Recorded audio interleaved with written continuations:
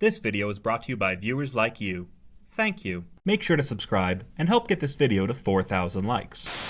Dee Dee Pickles is telling the story of the first Thanksgiving, where the Native Americans stupidly trusted the Pilgrims not to screw them over. Everyone is gathered at the Pickles house for Turkey Day. The grown-ups argue over how to cook the bird, while the babies dabble in cultural appropriation. The men gather all the TVs in the living room so they can watch every football game at once. Because it's 1997, and ESPN has yet to ruin football with its bullshit streaming service. Chucky joins his friends who say they're playing Naked Americans, which is a whole other show on a whole other site. Tommy explains Thanksgiving is a time to be thankful for friends and family. Chucky says he's game if it doesn't include Angelica. Speaking of which, the queen bitch of Nick Jr. tells the babies to piss off so she can watch the parade. She decides to throw her own vanity parade and ropes in the babies to help her set it up. She steals all their toys and yells in their faces when they refuse to do what she says. Meanwhile, the grown-ups wait for Grandpa Lou to return with the turkey. Lou reveals he won a turkey in a poker game, which ends up being a live bird. The babies accidentally set the turkey loose, which spends the rest of the episode trying to molest the dog. The grown-ups go to the store to get another turkey, where Betty DeVille gets her ass whooped by some random wasp. The five Brutuses turn on each other and scramble to make their own Thanksgiving feasts.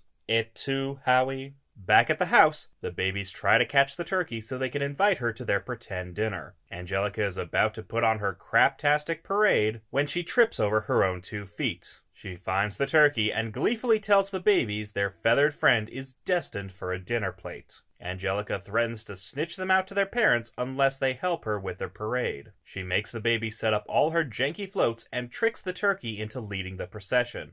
Angelica is gloating to her audience of no one as she takes credit for all the work. The parade goes off the rails when the turkey once again tries to make a turducken with Spike. Angelica blames the babies and leaves to rat them out. Thankfully, the adults don't give a hot flying crap about the bratty bedwetter. Even her own father ignores her until she tries to turn her face blue. The babies resolve to free the turkey by helping her fly over the fence. Meanwhile, the grown-ups wreak havoc in the kitchen, while Lou and Boris go on a wild goose chase to track down the wild turkey. Their search comes to an end when Angelica snitches on the babies, resulting in a hectic chase that knocks out all the TVs. The turkey gets crushed under the satellites while Angelica grins to herself like a psychopath. Everyone gathers outside to shit on the turkey for ruining their Thanksgiving.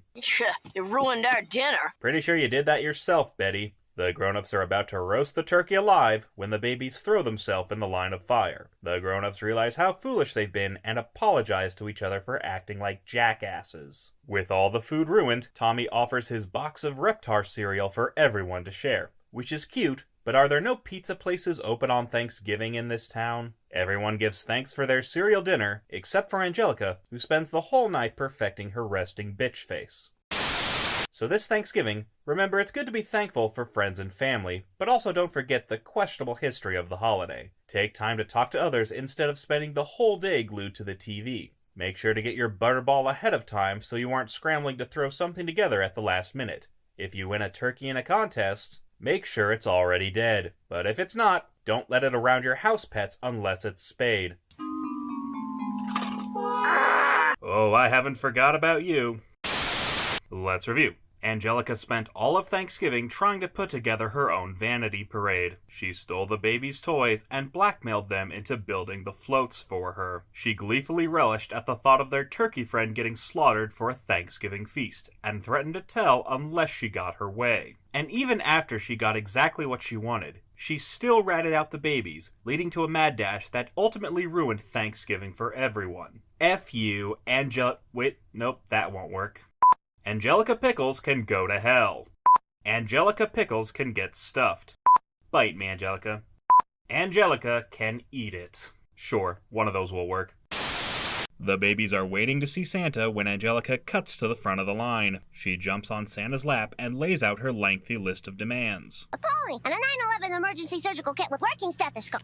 That one didn't age quite so well. The mall Santa foolishly tries to reason with the pig-tailed pain, prompting Angelica to rip off his beard and expose him to all the kids waiting in line. Instead of banning her for life, the department store gives in to the pre-K Karen and sends her home with dozens of free toys. She complains the toys are all cheap knockoffs, but still refuses to share them with the other babies. Her father proves to be even worse, as he worries this incident will traumatize Angelica, which is like worrying if World War II caused Hitler to start self-harming. The grown-ups decide to rent out a cabin for a proper Christmas vacation. I'll go buy some lights and ornaments. I'll drink a couple of quarts of eggnog and fall asleep in front of the TV. Grandpa Lou never change. Drew and Chaz argue over who should dress as Santa to surprise the kids, while Dee Dee quickly realizes booking a last-minute Christmas trip is damn near impossible. No, I don't think Tijuana's the right location.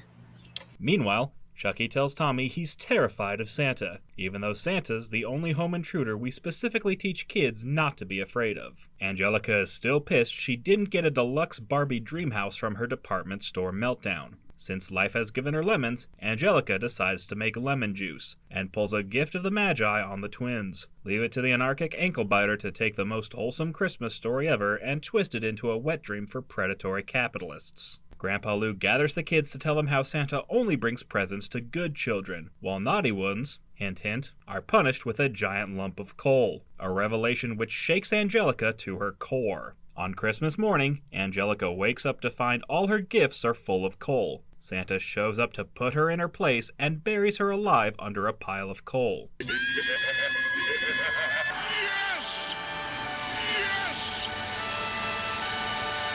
Unfortunately, it all turns out to be a dream. Angelica realizes she needs to make things right before Santa puts her on the naughty list, though it's pretty damn clear that ship has sailed.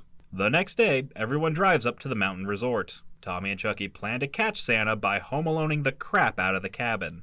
Meanwhile, Angelica struggles to do the first good deed of her life. She joins the twins to chop down a Christmas tree, even though none of these three should be allowed anywhere near an axe. She tries telling the truth, only to end up with a mouthful of snow. It's turkey time, and Angelica has given up on trying to make things right. You're such a good little girl. I don't know why you have so many questions about bad children. Either Dee Dee is the most oblivious adult alive, or she's the queen of passive aggression. Angelica tries calling Santa on an 800 line, but ends up dialing the wrong number. Oh yes, you're on the bad list. Thanks for calling.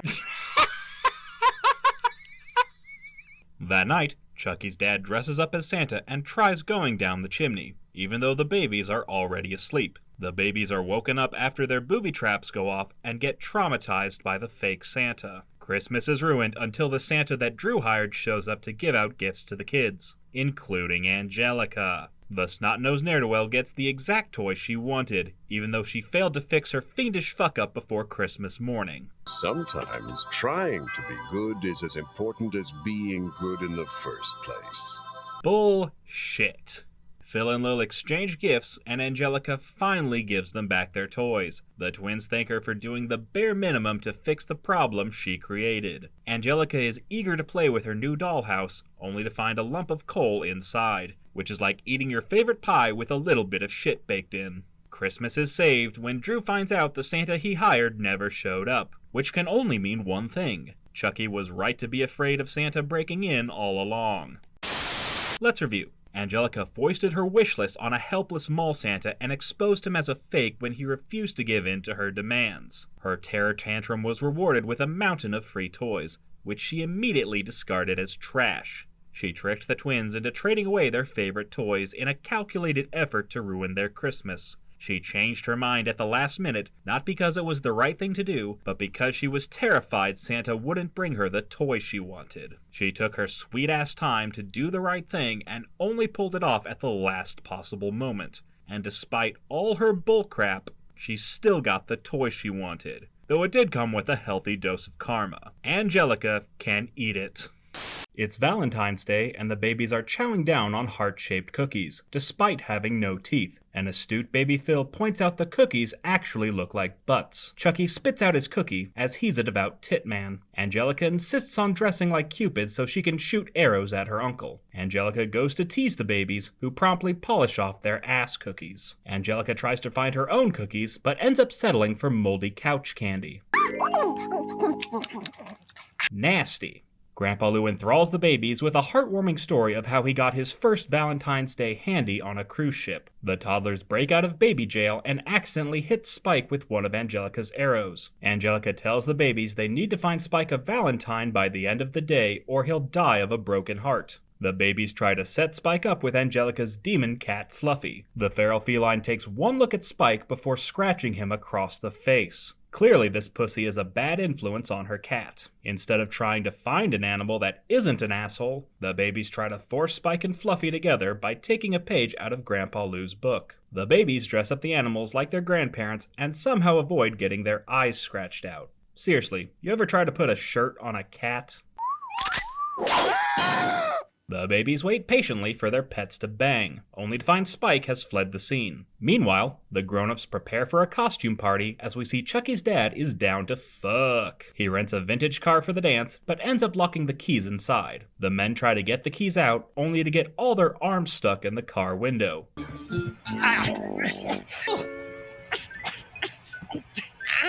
Huh? What you gotta do is Clearly they are the superior gender. Angelica chows down on Valentine's cookies while Spike lusts after a squirrel's nuts. Angelica tells the babies their time is running out, which prompts them to throw together a last-minute romantic dinner. What the hell is in those bowls? Trust me on this one. You don't want to know. Fluffy gets angry at Spike for eating both their dinners, even though she clearly wasn't gonna eat it in the first place. Fluffy jumps on Spike's back and digs her claws into his skin. Spike cries out in pain until Fluffy causes him to run face first into a wall. I love the kind of woman that will actually just kill me. The babies make one last-ditch effort to force this toxic couple together against their will by trapping them in a kiddie pool, which Fluffy promptly destroys. Spike reaches his breaking point and decides to tear the craptastic cat to shreds. Spike almost gets a hold of Fluffy until Stu accidentally spills punch on them. The house pets call a truce as they decide to lick each other clean. The babies congratulate themselves for getting Spike a Valentine, even though the pair will be back at each other's throats the second the fruit-flavored musk wears off. And while the babies may have won the battle, Angelica still has a few dirty tricks up her sleeve. Later that night, the grown-ups go to the Valentine's dance and inexplicably bring their babies along. Stu shows off his horny husband strength as he effortlessly lifts his wife and child into the air with one arm. The babies are left alone with Angelica and Susie, who tell them Valentine's Day is a time to show the people you care about how much you love them. Angelica specifies how that love can only be shown with material objects. Meanwhile, the grown-ups boogie on the dance floor while Chaz serves his gross-ass punch. The DeVille parents show off their moves next to a couple dressed as Abe and Mary Todd Lincoln. Not sure what that says about their marriage. The babies are making their own Valentines when they run into a problem. Hey, you took the red crayon! Phil goes to get another crayon and ends up catching the attention of girl Tommy. Phil's newfound crush stalks him back to his seat until she gets chased off by Lil, who's either sweetly protective of her brother or creepily jealous of girl Tommy. Happy Valentine's Day, Phil! Where's mine? I don't like where this is going. Chucky decides to make a Valentine for his dad since he's painfully aware his father has no game. Chucky accidentally glues the card to his hair, which Tommy removes by violently ripping it off his scalp. He is a wuss. Angelica turns on her best friend when she finds out they both have a crush on the same boy, and tries to outdo Susie's Valentine. Susie is so desperate to put Angelica in her place, she rips a button off her own shirt to put on her card. Angelica tries to one-up Susie by taping her shoelace to her own Valentine. Timmy love this. The girls rush to give their Valentines to Timmy, who promptly tears them to shreds. The girls experience the ick for the first time and swear off boys forever. Chucky finishes his Valentine and plans to give it to his dad in the morning. Angelica tells him the Valentine is only good for today, and he has to give it to his dad before he falls asleep or it doesn't count. You just made that up! The babies sneak out of daycare to go find Chucky's dad, whose balls look bluer than Howard's hair. The babies walk past a sea of adults, who are somehow blind to the children in the room, when Mary Todd Lincoln kicks baby Dill across the room. Bitch really is crazy. Tommy and Chucky get trapped under a conga line and are hypnotized by the preceding barrage of upskirt shots. The two save Dill just as the DJ plays the final song of the night. Chucky launches himself across the room and straight into the garbage. Chucky finally gets to give his dad the Valentine, which is honestly one of the most heartwarming moments of the show. The grown-ups share the last dance with their babies, and the episode ends before we get to see the parents chew out the daycare worker for sucking at her job. Let's review. Angelica spent Valentine's Day dressed as Cupid despite being the least loving person in her family. She used her costume as an excuse to assault her family and get fat on holiday sweets. When Spike accidentally got hit with a fake arrow, Angelica convinced the babies their dog would die of a broken heart if he didn't find a Valentine. Her bullcrap spurred the babies to force Spike into a toxic relationship with a cat who's just as abusive and manipulative as her owner. This nearly led the pets to kill each other until they wound up licking each other from head to toe. Angelica then made Chucky panic into giving his dad a Valentine at the last minute. She also got jealous of her best friend and tried to one-up her Valentine to impress a boy who doesn't even know her name. This proved to be a massive waste of time because no kid in their right mind would ever fall in love with this pigtailed pipsqueak. Angelica can eat it.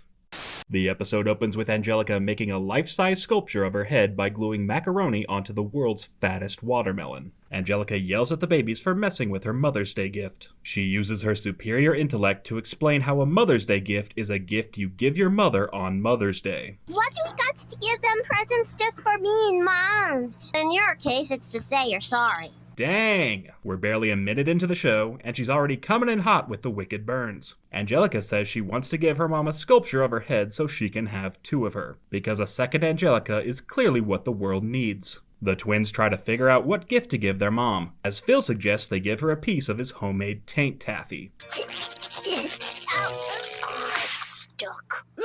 The babies go digging for treasure in the couch cushions and somehow don't immediately suffocate from all the stale grandpa farts. Tommy finds a cookie for his mom when the twins gobble it up like the greedy little whores they are. I'm starting to get why Angelica doesn't like them very much. Meanwhile, Betty and Dee Dee discuss their plans for Mother's Day. Betty says she gave Howard the day off. What's he gonna do? Cook me breakfast? He does that every day. Damn it, Betty, you hold on to that man and you never let him go. I don't care what the reboot says, you can munch all the carpet you want and still have the best damn house husband in the world. Stu surprises his wife with breakfast in bed, delivered by a clap-on robot he made from a blender and a vacuum cleaner. What could possibly go wrong? At least it cleans up after itself. But honestly, does anyone actually enjoy eating breakfast in bed? I know it sounds romantic on paper, but you just end up getting syrup stains on your sheets while your SO awkwardly watches you eat their overcooked toast. I'm just saying, I've eaten many a meal in the confines of my bed, and romantic is not the adjective I'd use to describe it. Chaz comes by to drop off his son and asks Dee Dee to hold on to a box of things that belong to Chucky's mom. Chaz doesn't want to leave the box at his house since he's worried Chucky could easily find it. Dee Dee agrees to hide the box in a place Chucky could easily find it.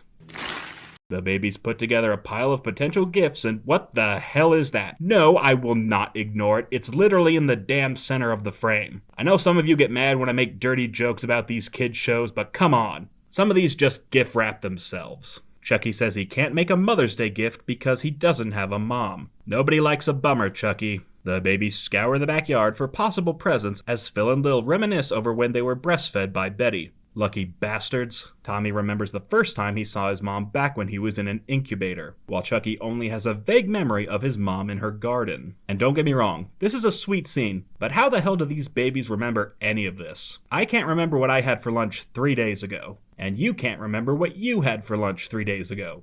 Prove me wrong. Tommy suggests they find Chucky a new mom, so the babies get on a plane to Paris. I am fully kidding. I know this episode was more or less a prototype for the movie, but if I tried to cram it all in this video, it would be over 40 minutes long. I love you guys, but I love sleep more. The babies try to make Spike a mommy so Chucky can be a full-on son of a bitch. Spike slobbers all over Chucky, gross, before the babies realize they should probably find him a human mom. Lil jumps at the chance to have control over another living being and takes over as Chucky's mom. She shows off her maternal instincts by spitting on his face and feeding him from a bottle she found under the fridge. She tries to burp Chucky against his will and ends up throwing him in the trash. Best mom ever. Meanwhile, Angelica is tossing random crap on the floor as she raids the drawers for a bottle of Moo Glue. She bitches and moans about how hard it is to be a child and wishes to be a mom so she can have someone to boss around. I guess Angelica's fairy godmother has a sick sense of humor, because the pigtailed pipsqueak gets her wish. Angelica agrees to be Chucky's mom in exchange for his blind devotion and servitude. God only knows what Angelica has in store for the poor bastard.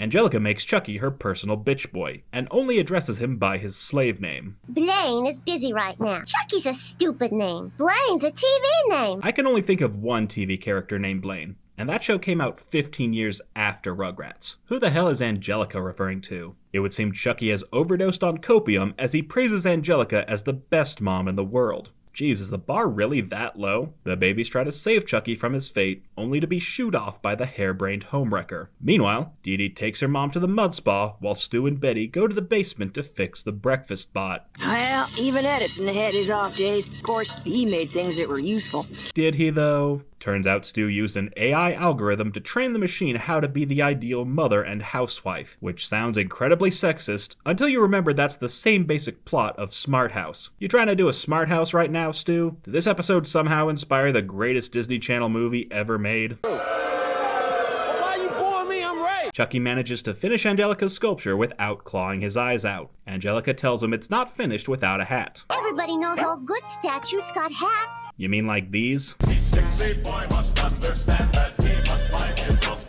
Angelica shoots down all of Chucky's hats and tells him to get a dandelion instead. A parasitic plant for a parasitic preschooler. Angelica says she only wants the dandelion that happens to have a bee on it, which might sound innocuous, but between this and Honey, I Shrunk the Kids, is it any wonder why kids in the 90s were terrified of bees? Tommy and Chucky go to confront Angelica, who is chilling next to what looks like a burst septic tank. Angelica guilt trips Chucky into getting the dandelion for her and ends up getting chased by the butthurt bee. Things go from bad to worse when Phil accidentally triggers Stu's breakfast spot. Chucky runs for the hills and ends up destroying the dandelion, but not before he accidentally swallows the bee. And I don't know about you, but if that ever happened to me, that would be a core memory for the rest of my life. Chucky goes to Angelica with his tail between his legs as his fake mom berates him for ruining her flower. The babies are sick of Angelica's crap and tell her to back off, right when Chucky stumbles into her sculpture and shatters it to pieces. Angelica is pissed. She sends the babies to permanent timeout and disowns Chucky for good. Looking back on it, Spike was a pretty good mom. Amen, Tommy. Chucky blames himself for their misfortune and says he doesn't deserve a mom. His friends help him realize that he already does have a mom, his dad. The babies scour the closet for their Mother's Day gifts and stumble across the box of mementos from Chucky's mom. Who could have possibly foreseen this happening? The babies put together their presents, while Angelica tearfully gives her mother the shattered remains of her vanity sculpture. Charlotte shows she's grateful for the effort and thanks her daughter for making her a gift. Seriously, I don't get why everyone dogs on Charlotte for being a bad mom. Yeah, she's a ruthless businesswoman, but from what I've seen, she never neglects her daughter and does everything she can to build up her confidence. Maybe I just haven't watched enough of this show, but if anything, Angelica gets her spite and arrogance from her dad. Dee Dee and her mom get back from the spa while Betty tries to reprogram the breakfast spot. She ends up overloading the software, which causes the robot to self-destruct, covering the whole house in mud. At least I hope it's mud. Dee Dee laughs off her husband's near-fatal malfunction as the babies escape from baby jail. The kids give their mothers their presents, and Chucky gives his dad the picture of his mom. After a moment of deafening silence, Chaz tries to tuck away the photo, until Dee Dee convinces him to tell Chucky the truth about his mom. I'm just afraid he'll miss her. Then you can miss her together. Chaz opens up to Chucky about his mom and tells him how she put her heart and soul into their garden. The episode ends with a poem from Chucky's mother, as the show reminds us how important it is to love and cherish your mom, because you never know when she'll be gone. Let's review. Angelica spent the majority of Mother's Day making her mom a vanity gift and yelled at the babies whenever they got in her way. She took advantage of Chucky's mommy issues and tricked him into making her sculpture while she sat on her lazy ass. She played with Chucky's emotions and guilted him into putting his life in danger just to get a stupid flower. She berated him for not doing everything she wanted and banished him to permanent timeout when he put her sculpture out of its misery. And even when her gift got destroyed, her mother still thanked her for making the effort, proving Charlotte is a way better mom than Angelica will ever deserve. Happy Mother's Day, and Angelica can eat it. Angelica is spending the whole week at Tommy's house while her parents go on vacation without her. Angelica is anxious for her parents to leave in hopes they'll come back with lots of presents, assuming they come back at all. As soon as her parents are out the door, Angelica tries to claim dominion over Tommy's house. She begs her aunt and uncle to take her to the zoo, presumably to watch the lion feeding. Stu and Dee Dee blow her off as they're in no mood to be bossed around by the bedwetting bully. Angelica makes an ass out of herself as she tries to get their attention. For my next expression, Mr. Arnold Schwarzenegger! Careful how you pronounce that last name. Even Tommy and Grandpa would rather sleep in front of the TV than dare to be conscious around the whiny weasel. Angelica changes the channel to the Soap Network, where she discovers people will pay attention to you if they think you're hurt. I'll cater to your every whim until that leg of yours is entirely healed. Wonder what she'll do with that nugget of information. Meanwhile, Stu is lamenting over his latest failed invention when they hear Angelica screaming. Ow! Ow! Oh! Angelica, what happened? Turns out she pushed a bowling ball down the stairs and smashed a plant to fake a broken leg, cause I guess she's too big a coward to actually hurt herself for attention. They take her to the hospital, where Angelica gets x-rayed by a radiologist with a radiation kink. It's kinda strange at first, but after a while, you get to like it. Angelica is nearly caught in her web of lies until her x-rays get mixed up by Dr. Doogie Howser. Maybe we should get a second opinion. I may be young, ma'am, but I know a broken leg when I see one. Here's your chocolate milk, Doctor. Thank you. I never realized how much the show was hated by its contemporaries. Back at home, the Pickles build Angelica a call button so she can get whatever she wants day and night. What could possibly go wrong? Tommy quickly deduces that Angelica is faking it, so the Munchausen miscreant uses her new power to make Tommy disappear for the rest of the episode. Aunt Dee Dee, you can take the baby away now. I'm tired of playing with it. Over the next 3 days, Angelica abuses the call button every chance she gets. She has her aunt and uncle wait on her hand and foot as the bedridden bitch slowly drives them mad. I want to watch TV. The only television in the house is the big 27-inch console downstairs. I know. Things come to a head when Angelica tells her uncle to get her some chocolate pudding at 3 in the morning. He goes to the store only to find they're sold out of pre-made pudding. Stu, what are you doing? Making chocolate pudding. It's 4 o'clock in the morning. Why on earth are you making chocolate pudding? Because I've lost control of my life. Turns out Angelica doesn't even want the pudding anymore, and Stu nearly uses 1% of his power to wipe her off the face of the earth. It's day 4, and Stu is on the verge of a mental breakdown. Just then, Dr. Howser calls to confess he made a mistake about the x-rays. He reveals Angelica's leg was fine the whole time, and Stu burst into tears of joy. Stu, what's the matter? I'm just so happy. Just then, Karma comes knocking to give Angelica a kick in the pants. Turns out Charlotte broke her foot on the rafting trip, and needs her husband and daughter to tend to her every need. Angelica tries to weasel out of her obligations when her father gives her a much-needed reality check. Anything Mommy wants, Mommy gets. Understand? Angelica, do you know how to make chocolate pudding? Let's review. Angelica bugged her aunt and uncle for almost a week because she can't stand to be anything other than the center of attention. When they refused to give in to her antics, she pretended to break her leg so they couldn't ignore her. She abused their sympathy by making them her personal slaves and drove them to the brink of insanity. And it was only when her ruse was exposed that Angelica finally got her just desserts. But that's still not as bad as the time Tommy turned Angelica into stone. The babies finish building their Alpha Blocks in-joke when Angelica comes in like a wrecking ball. Turns out all she wanted was to break their walls, because all she ever does is wreck me. Did you stay up all night writing that? I got to bed around 2:30. This time, Angelica has taken things too far, because you never mess with another man's block tower. Angelica delights in her misdeeds, while Tommy swears vengeance upon her soul. Tommy is so upset that he wishes for the worst thing in the world to happen to Angelica, like drowning at sea or getting her own preschool spin-off. The other babies are against cursing Angelica, until they realize they'd be cursing Angelica. Tommy wishes for the wrath of God to rain down on his older cousin, and apparently God is on Tommy's side. Meanwhile, Uncle Drew arrives to pick up the pigtailed pain, but not before stroking her ego to full mast. How is my little angel today? Just as sweet and perfect and lovable as ever. What else could she be?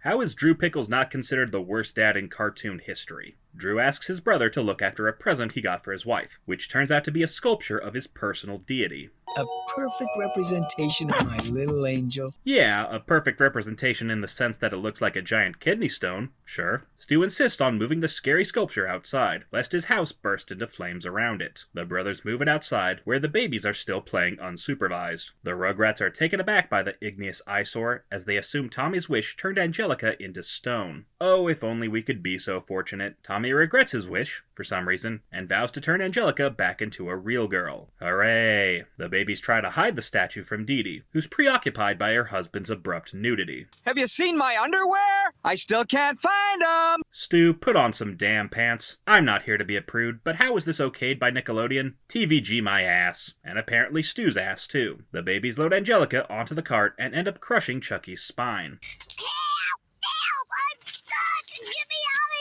Tommy ignores his best friend's cries of agony in favor of hiding the evidence. They discard her remains in the bushes as the twins insist they keep her stone forever. I kinda like her this way. Me too. She can't pick on us anymore. They got my vote. Tommy insists they turn her back to normal, as they have a duty to help Angelica, since she's their elder and confidant. Plus, if we don't turn her back into real, we're gonna get into a lot of trouble. There it is. Tommy tries to wish her back to life, only to realize you can't give life to something that never had a soul. Angelica is rock, and rock she shall be made. Amen, Chucky. Grandpa comes in with the hedge clippers, and the babies watch in horror as he nearly decapitates the solidified Satanist. Unfortunately, Grandpa ditches the shears in favor of his bingo buddy's booty call. It's some woman named Morgana. Ooh, well, why didn't you say so? The babies move Angelica to the leaf pile and almost get caught by a barely decent Stu. They move her back to the wagon while Chucky assumes the position. Okay, push her, Obby. The babies try to bring Angelica back to life by treating the statue like a real girl, which apparently requires babies to splash food on your face. Is this something all women have to deal with? The babies assume they can fix her if they feed Angelica her favorite food. What's the one thing she'd always eat even if she was made of rock? I don't know. Children's souls? The babies try to steal the cookie jar when Drew comes back to pick up his little angel. This is why you don't make Chucky the lookout. The babies rush to hide the statue and end up smashing it to pieces, even though all the other stuff they did barely put a dent in it. The babies weep over the shattered remains of Angelica. Not me, though. Ding dong, the bitch is dead. Unfortunately, the real Angelica returns and is immediately assaulted with baby smooches. Angelica and her father are horrified to find the statue in ruins. What is it, sweetie? What's... My $469.57 statue! You spent $500 on that? Drew, what even is your job? We all know Charlotte's the breadwinner. Stu offers to fix the statue and manages to construct something that's slightly less terrifying than the original. I call it Angelica descending a staircase. I call it a mess.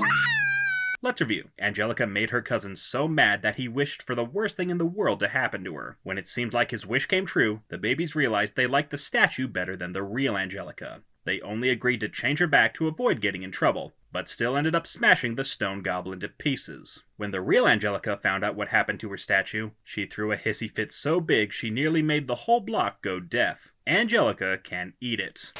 The episode opens with Angelica cosplaying as the Lips from Rocky Horror. Turns out Angelica got into her mom's makeup and decides to dress up as the world's most callous call girl. Drew threatens to beat his daughter's ass when Angelica turns on the waterworks. You mean you don't love me anymore, Daddy? Oh honey, he never loved you in the first place. Angelica weasels her way out of another punishment after her father folds faster than Charlotte's legs on sex night. Angelica cleans her face with the help of her mom's vanishing cream, which apparently costs $95 an ounce, even though Drew admits it doesn't work. Does it really work?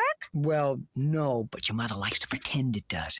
Drew, you dumb broke cuck. Drew explains what vanishing cream does, and Angelica gets a wonderful, awful idea. Angelica goes to visit her cousins while the grown-ups read a magazine quiz about how to tell if your child is a spoiled brat. Though honestly, they could save ink by just swapping out the article for a photo of Angelica's big fat head. The grown-ups go through the magazine quiz to figure out whose kids are the worst. Has a SWAT team responded to one of your child's temper tantrums in the past 6 months? I can think of a couple parents who should be taking this quiz. Drew is somehow shocked to discover that his daughter is the biggest brat on the face of the earth. Oh, let's face it. Angelica's a spoiled little brat and everyone knows it. How could this have happened? Is that a real question? I'm a bad father. I've ruined her for life. At least you're honest with yourself, unlike some cartoon parents I know. Drew learns he can cure Angelica's shitty attitude by ignoring her bad behavior, even though she's clearly too far gone. Meanwhile, Angelica tries to bribe Tommy and Chucky into stealing her a slice of chocolate pie. Angelica says they won't get caught if they use vanishing cream to make themselves invisible. Angelica then raids her aunt's makeup and slathers the babies with the expensive cream. The babies question why they can still see each other. If you're invisible,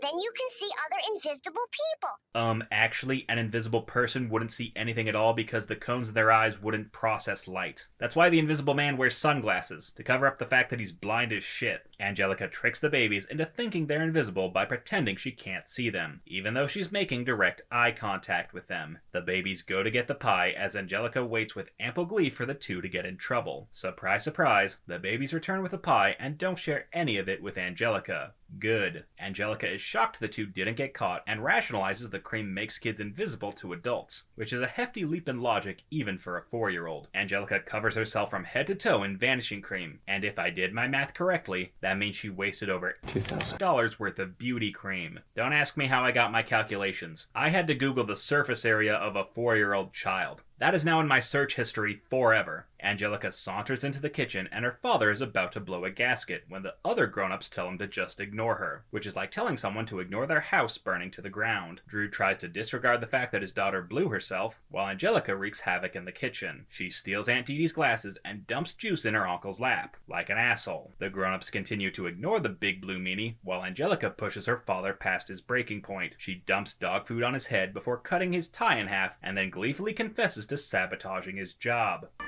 didn't lose your office papers. I threw them out the car window on the freeway because you made me eat broccoli. I'd like to remind Drew that while Angelica might be invisible like the wind, you also can't go to jail for punching the wind in its smug little face. Angelica laughs at her father's misfortune as the poor bastard finally strokes out. Angelica delights at the thought of all the mischief she can cause now that nobody can see her, like staying up past her bedtime or blowing up Canada. They've had it too good for too long. Just then, Aunt Dee Dee comes out with a tray of cookies, and Angelica suddenly decides she doesn't want to be invisible anymore. She tries to wipe off the cream, only to find she's gone full Violet Beauregard. And you never go full Beauregard. Angelica laments how everyone will soon forget her, though clearly not soon enough. In a rare moment of earnestness, Angelica wishes she could tell her dad how sorry she is. I just wish I could tell my daddy that I love him, and that he's the best daddy in the whole wide world. Drew overhears his daughter and forgives her on the spot. Angelica takes advantage of the perpetual pushover and convinces him to take her out for ice cream. Drew takes her home before Dee Dee has time to realize Angelica used up all her cream, while the bratty blue barnacle continues to list off her demands. Bronco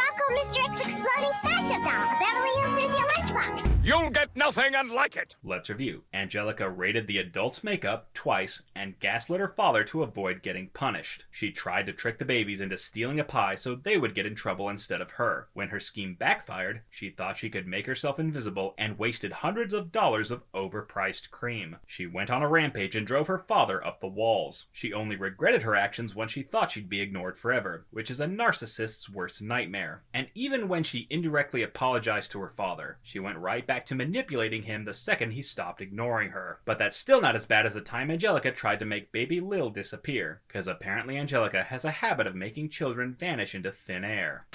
The episode opens with 15 seconds of Angelica staring at a ball in a cup. Ball in a cup, ball in a cup, it's a ball in a cup. Turns out Angelica is showing off her new magic trick. She screws it up, to no one's surprise, but still finds a way to blame it on the babies. Meanwhile, the dads are building a shed for Drew to store all his random crapola. Howard suggests they just call a guy to build it for them, but the Pickle brothers insist they can do it themselves. Finally, a place to put all that junk that won't fit in the back of the garage anymore. Drew, whose motorcycle is that? We both know it sure as hell ain't yours. Angelica goes crying to her daddy that she can't make the ball disappear. Drew gives in to his daughter's crap attack and tricks her into thinking she's the greatest magician in the world. This instantly backfires as Angelica runs wild around the construction site and damn near causes the dads to Final Destination themselves. Angelica completes her transformation into a dark wizard and puts on a lackluster magic show for the babies. Lil is thoroughly unimpressed with Angelica's half-baked disappearing act, so the Wizard of War Crimes threatens to make her disappear instead. Angelica throws Lil inside a box and rubs dirt in her eyes for good measure. Angelica says the magic words while Lil sneaks out the back of the box like a sneaky little rascal. The babies are shocked to find Lil has disappeared. They assume Angelica turned her into a butterfly and try to catch her before she flies off. The kids go to catch the butterfly, while Angelica fantasizes about zapping her entire preschool class out of existence. The babies beg Angelica to turn Lil back to normal, only to find the worthless witch doesn't know how to reverse the trick. Angelica is apathetic to Lil's predicament, until the babies remind her she'll get in trouble if she doesn't bring her back. The men finish constructing their shoddy shed when Angelica comes in with her tail between her legs. Instead of telling the truth, she claims the babies buried Lil in the backyard, a lie that quickly falls apart once Angelica admits she let the babies out of their pen. Surprise, surprise, it turns out Lil was fine the whole time. Did you like being a butterfly? You guys have been watching too many cartoons. Hey, don't go blaming the cartoons. Drew decides to discipline his defiant daughter for once and puts her down for a nap, and based on her reaction, you'd think he was putting her down for good. Not that I'm complaining.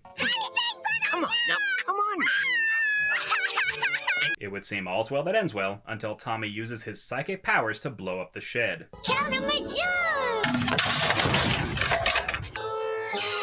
Let's review. Angelica became obsessed with magic and drove everyone crazy with her tacky tricks. She tried to make Lil disappear out of spite and was flabbergasted when the trick actually worked. Upon discovering her newfound powers, her first instinct was to use them to torture her friends and family. She only agreed to bring Lil back to avoid getting in trouble, and failed miserably. She then tried to blame the babies for Lil's disappearance, only to get punished with a long overdue timeout. Angelica can eat it.